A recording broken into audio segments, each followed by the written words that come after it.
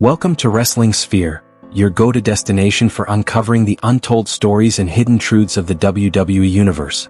In today's episode, we're diving into the dark side with a list of 10 WWE villains who didn't just play the bad guy on screen, they lived it in real life. Their behavior and attitudes behind the scenes prove that sometimes, the line between fiction and reality is thinner than we think. Curious to find out who made the cut? Which of these notorious figures truly earned their villain status both in and out of the ring? Stick around because what you're about to learn might just shock you.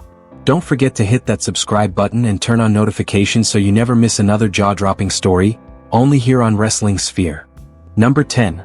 Randy Savage, a different look at the Macho Man in 1989. By the late 1980s, Hulk Hogan had become the face of WWE, an unstoppable icon with bulging muscles, electrifying speeches, and a smile as bright as the California sun. But behind all the glitz and glory, not everyone was buying the image of Hogan as the ultimate good guy. One of the first to see through the facade? None other than Randy Macho Man Savage. In 1988, Hogan and Savage formed the legendary tag team the Mega Powers, a dream duo that fans likened to a superhero team-up of Superman and Batman. But it didn't take long for cracks to form. And they weren't caused by outside opponents. These fractures came from within. At the center of the tension was Miss Elizabeth, Savage's real-life partner and on-screen manager. Hogan, always playing the noble hero, repeatedly brought Elizabeth into the spotlight, often in ways that felt a little too familiar.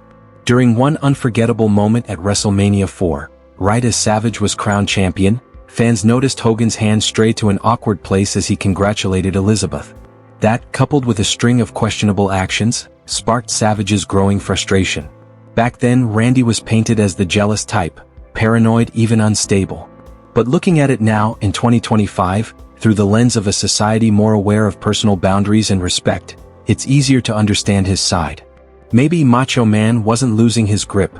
Maybe he was just a man trying to protect the woman he loved in an industry where egos run wild and lines are often blurred. Sure, Hogan won the battle. But it was Savage who left fans with a lingering question. Who was really in the right all along? Number 9. Big Show, the truth no one wanted to hear. 2000. Royal Rumble 2000 was one of the most talked about events of the Attitude Era. Not because of a heroic victory or a legendary performance, but because of a lingering controversy that centered around Big Show. To the audience that night, The Rock was the clear winner. But to Paul White aka Big Show, the ending told a different story. As the final moments played out, The Rock appeared to eliminate Big Show by tossing him over the top rope. Yet instead of accepting defeat, Big Show claimed, both of The Rock's feet hit the floor first. Most dismissed it as sour grapes. Just another sore loser refusing to move on. But then came the slow-motion replay, and there it was, undeniable footage showing The Rock's feet did touch the ground before Big Show's. Not speculation. Not theory. Fact. Still, rather than earning sympathy or support, Big Show was branded a complainer, a troublemaker trying to spoil the fun. Even after defeating The Rock at No Way Out to earn a WrestleMania spot, fans continued to boo him relentlessly. To them, no one was allowed to challenge the people's champ. Big Show didn't cheat. He didn't lie. He simply stood up for the truth, a truth the WWE Universe wasn't ready to accept. And in a world where storytelling often overshadows reality, being right isn't always rewarded.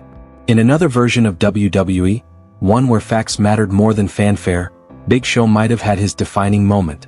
But in this reality, even when you're right, that doesn't mean you get to win. Number 8. Sid Justice, the forgotten hero of 1992. Royal Rumble 1992 is remembered as one of the most intense matches in WWE history. But beneath the excitement was a moment of injustice that reshaped how fans saw Sid Justice, a man cast as the villain, despite doing absolutely nothing wrong. In the match's final minutes, Sid saw his chance and eliminated Hulk Hogan from the ring, perfectly legal under Rumble rules. But instead of accepting the loss, Hogan threw a tantrum. In a shocking move, he grabbed Sid's arm from outside the ring, yanked him over the top rope and, just like that, handed Ric Flair the win. It was a jaw-dropping scene. Hogan, the so-called hero, had just bent the rules to his will and faced no consequences. For many watching, it felt like a public betrayal. Sid had been robbed, plain and simple. But the injustice didn't end there. In the aftermath, WWE leadership, fronted by on-screen President Jack Tunney, pushed Hogan into the WrestleMania 8 main event, completely overlooking Sid. Despite being the clear victim of foul play, Sid was passed over without explanation. Sid's reaction? He refused to stay in the shadows. Tired of playing second fiddle to Hogan's spotlight, he snapped, severing their alliance once and for all. But instead of sympathy, Sid was slapped with the label of traitor. Over time, WWE's narrative conveniently skipped over the truth. Sid Justice didn't break the rules, he broke the mold. He dared to challenge the status quo, and for that he became a threat to those in power. In the end, Sid wasn't a villain. He was a man who refused to be used, and in doing so became one of WWE's most misunderstood figures. Number 7. The Rock. When a Legend Was Forged in Hate, 1997. In 1996, WWE introduced a fresh-faced newcomer, Rocky Maivia. He had the heritage, the smile, and the classic blue-chip babyface look, marketed as the ultimate good guy. But fans weren't buying it. In an era where audiences craved grit, realism, and edge, Rocky's squeaky clean image felt out of touch. What started as light boos quickly escalated into full-blown rejection. Arenas echoed with chants of "Rocky sucks," and chillingly, "Die Rocky die." A cruel and brutal message no performer ever expects from their own fan base. Then came a knee injury forcing Rocky to step away. But when he returned, he was no longer the smiling underdog. He joined the Nation of Domination, a powerful heel faction, and grabbed the mic, not to win over fans but to confront them. "You all wanted me gone, so don't expect me to smile anymore." That moment was the true birth of The Rock. No longer playing a character, he was finally being himself, sharp-tongued, charismatic, unapologetically bold. He didn't run from the hate, he turned it into fuel. And from that fire, one of the most iconic personas in wrestling history emerged. The Rock's journey proves something powerful. Sometimes to become legendary you have to stop pleasing others and start owning who you really are. And that's exactly what he did. Number 6. Ivory, the voice that spoke up before the world was ready, 2000. In the year 2000, while WWE was fully embracing shock value, risque gimmicks, and outrageous antics to keep ratings high, one woman dared to go against the grain: Ivory. Her alignment with the controversial Right to Censor faction, a group mocked as uptight, outdated, and no fun, seemed like pure heel material. But beneath the white shirt and no-nonsense attitude was a message far ahead of its time. Ivory wasn't trying to suppress anyone. In fact, she was fighting for something that today feels like common sense. That women deserve respect in the ring, not as eye candy, not as participants in Brian Pandy's matches or mud fights, but as legitimate athletes. She wanted serious training, real competition, and the chance for female wrestlers to be recognized for their skill, not just their looks. Back then, that kind of thinking was labeled rebellious, even laughable. Fans jeered her, commentators ridiculed her, and she became a regular target for humiliation. Drenched in pudding, smeared with mud, and written off as a joke by the very system she was trying to reform. It's a bitter truth. Trailblazers are often the first to be mocked, not celebrated. But fast forward to today, with stars like Bianca Belair, Rhea Ripley, and Becky Lynch dominating the spotlight as true warriors, the legacy of Ivory deserves a second look. She wasn't just a character, she was a woman demanding change in an era that didn't want to hear it. Ivory wasn't the villain. She was the warning the industry ignored, and the pioneer who helped pave the way for the women's revolution long before hashtags or main event WrestleManias. And that's why she should be honored now more than ever. Number 5. Drew McIntyre, When Justice Turns into Fury, 2023. Drew McIntyre was once the embodiment of a classic WWE hero, resilient, honorable, and unwavering in his belief in justice. He fought through adversity with quiet strength, becoming a symbol of perseverance. But by 2023, that symbol had started to crack, worn down by betrayal, interference, and silence from those in power. Time after time, Drew's pursuit of the championship was derailed by the manipulative tactics of the bloodline. Whether it was Clash at the Castle or pivotal moments on Raw and SmackDown, Drew stood inches from glory, only to have it ripped away by ambushes, distractions, or outright cheating. Roman Reigns remained champion, but it was Drew who bled, physically, emotionally, and professionally. Then came CM Punk's grand return. A man who once trashed the company was welcomed back like a conquering hero. Meanwhile, Drew, who carried WWE through the darkest days of the pandemic, who never walked away, was left in the shadows. That quiet resentment, built over 3 years, finally erupted. But Drew didn't whine. He weaponized his bitterness. His promos turned razor-sharp, filled with biting truths and raw emotion. He took aim at Cody Rhodes, Sami Zayn, and never stopped hunting Roman. He became colder, more dangerous, and undeniably compelling. Yet that transformation came at a price. The fans no longer saw him as the wronged warrior, they saw a man consumed. A man so focused on revenge that he was willing to burn everything down, even the sympathy that once followed him. The truth? Drew didn't change. He simply stopped pretending that everything was fine. And sometimes that's when the world turns on you, when you finally let it see the fire you've been hiding all along. Number 4. Bret Hart, When a Hero Had to Say Goodbye, 1997. In the early 1990s, if you were looking for a true hero in the WWF, one name stood above the rest: Bret the Hitman Hart. He didn't scream, cheat, or rely on flashy gimmicks. With just his signature pink shades, quiet confidence, and unmatched technical skill, Bret made millions of fans, especially kids, believe that honor could survive in the brutal world of pro wrestling. But by 1997, that belief was beginning to unravel. The audience started to shift. The same fans who once cheered him began turning away, craving rebellious energy over moral clarity. Antiheroes like Stone Cold Steve Austin and the defiant D-Generation X captured the spotlight. In their eyes, Bret's sense of fairness and integrity seemed outdated. After repeated injustices, like being unfairly eliminated at the Royal Rumble, Bret began to realize the harsh truth: being the good guy no longer mattered. The code he lived by, once celebrated, was now mocked. So he spoke out. No longer interested in being silent or polite, Bret faced the boos head-on and said what many wouldn't dare: "If you don't want me, I don't want you." But unlike traditional villains who put on a mask, Bret didn't change who he was. He simply shed the illusion that the fans still valued him. He became something wrestling had never truly seen before: a villain in America, but a hero everywhere else. A man whose bitterness was earned, whose pain was real, and whose heartbreak echoed far beyond the ring. Bret Hart's journey in 1997 wasn't just a heel turn, it was a tragic transformation. And in that emotional unraveling, he created one of the most powerful and unforgettable chapters in WWE history. Number 3.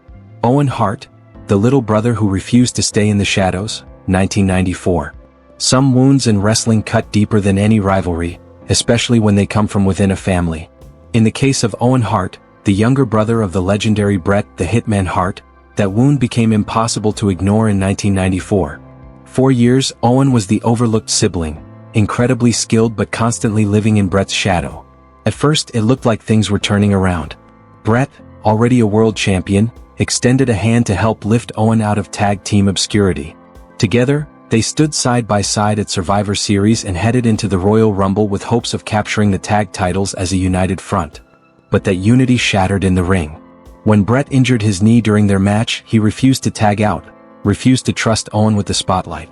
He tried to finish the match alone and they lost. To Owen, it wasn't just a strategic failure, it was personal. That moment told him everything. Bret didn't see him as an equal. He wasn't a partner, just someone to stand behind the star. What followed was unforgettable. Owen snapped.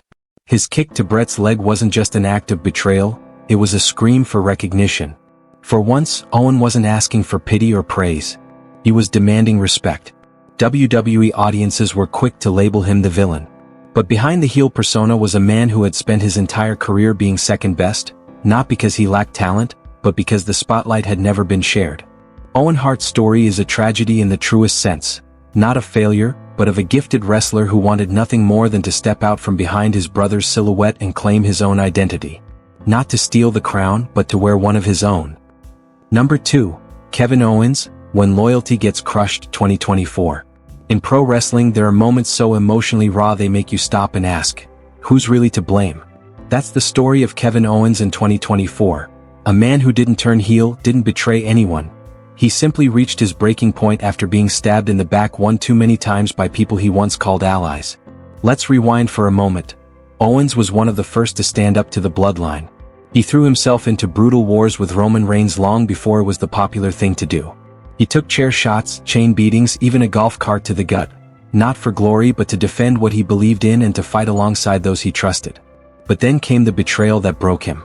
Cody Rhodes, the man Owens bled for, defended, and believed in, suddenly aligned himself with Roman Reigns. No warning. No explanation. Just a handshake that felt like a dagger. It wasn't just strategy, it was personal. And when trust shatters that completely, rage is sometimes all that's left to feel. Kevin Owens didn't become a villain. He became disillusioned. A man who had stayed loyal while watching others trade values for convenience. A fighter who gave everything, only to realize that loyalty doesn't guarantee loyalty in return. The truth is Owens never changed. What changed was how everyone else treated his sacrifices. In 2024 he wasn't lashing out because he turned bitter. He was lashing out because he'd been pushed too far. And when someone who's always tried to do the right thing finally snaps, maybe we should be asking why instead of pointing fingers. Sometimes, the most dangerous man in the ring is the one who's done apologizing. Number 1. The Miz, the explosive showdown on Talking Smack, 2016. One of WWE's most unforgettable moments in the past decade happened not on the grand stage of Raw or SmackDown, but on the underdog B-show Talking Smack, in 2016. A place where raw honesty and genuine emotion unexpectedly took center stage. It all started when Daniel Bryan, then the SmackDown general manager, openly challenged The Miz, who was holding the Intercontinental Championship. But The Miz's response wasn't just words, it was the frustration and fire of a seasoned wrestler who's fought tooth and nail to prove himself. Bryan claimed that Miz wasn't a true wrestler, suggesting he'd only succeeded thanks to luck and connections, not genuine skill or accomplishments. The Miz fired back sharply, "I get in that ring every week, give it my all and stay safe. You, Daniel Bryan, can't do that, that's why you get hurt." Though The Miz's comeback was harsh, it carried undeniable truth. He's a resilient warrior with a career full of titles and a kayfabe symbol of perseverance and success in WWE. This confrontation wasn't just a verbal battle, it was a clash of real emotions, between a man fighting to protect his legacy and another who had suffered serious injuries. And with Daniel Bryan still sidelined and unable to settle the score in the ring, that night, the clear winner was The Miz. Here are 10 WWE villains whose real stories behind the scenes many fans might not know. Which one surprised you the most? Or is there a character you think deserves a spot on this list? Share your thoughts down in the comments. If you want to keep uncovering fascinating truths, backstage secrets, and untold WWE drama, don't forget to follow Wrestling Sphere today. Thanks for watching and we'll see you in the next videos.